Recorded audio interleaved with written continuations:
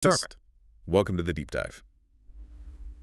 Okay, today we're doing a custom look at one specific app, Can Jamcraft App 2025. Mm-hmm. It's pitched as, play and earn. Mm. So our mission for you listening is to really cut through that marketing hype. Yeah. Figure out what's real. Exactly. Hmm. Is it a legit way to make some side cash, or is it? Well, just another fun app maybe designed to get you watching ads. Let's dig in. Okay, well, first off, the sources we looked at were actually pretty positive about the game itself, like the basic experience. Oh, really? How so? They described it as fun and polished. The core gameplay loop involves sorting cans, you unlock some art pieces, play these casual levels. It seems pretty straightforward as entertainment. Right, so it looks good on the surface. The game part works. Yeah, exactly. It delivers on being a game. But, and there's always a but with these things, isn't there? The Right. moment we talk about earning, the sources say things get, quote, murky. That's the core issue right there, the tension between the game and the promise. So why the disconnect? If the game's polished, why does the earning part seem so shady? Well, the research points towards the withdrawal system. That's the weak link. You collect in-game currency pretty easily, like gems or points. Okay, standard stuff. But the threshold, the amount you need to actually cash out real money, seems to be set incredibly high, like almost unreachably high based on the analysis. How high are we talking? Like, what does that actually mean for a player? Okay, so to hit even a small payout, say $5, the data suggests you'd probably need to watch hundreds, maybe even thousands of ads. Wow. And play for, well, potentially hundreds of hours. Yeah. Plus, the sources noted something interesting.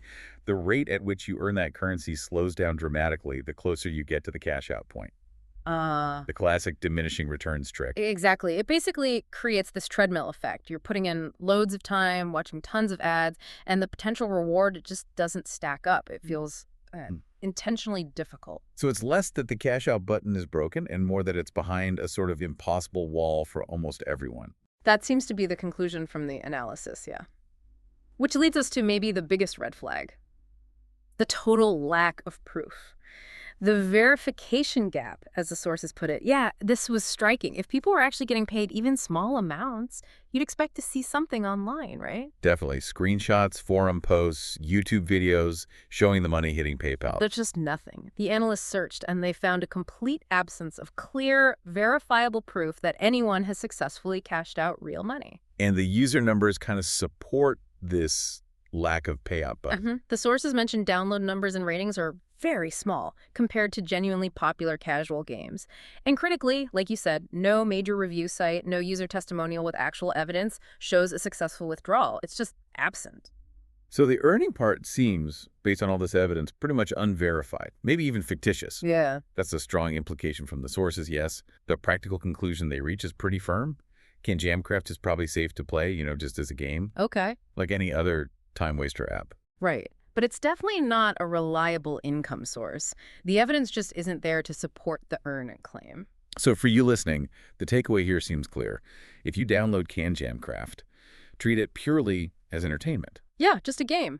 Don't go in expecting to make real money, because the sources strongly suggest that won't happen. It works as a fun distraction, maybe, but fails completely on that core promise of financial reward. Right. It's a polished game, but the earn feature seems like window dressing. Exactly.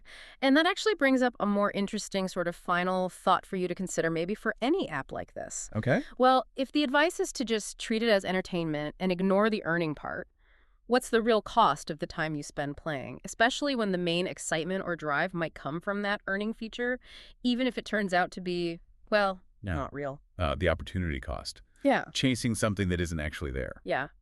What's the value of your time when the reward system is, just part of the game's illusion? Something to think about next time you see a play and earn promise.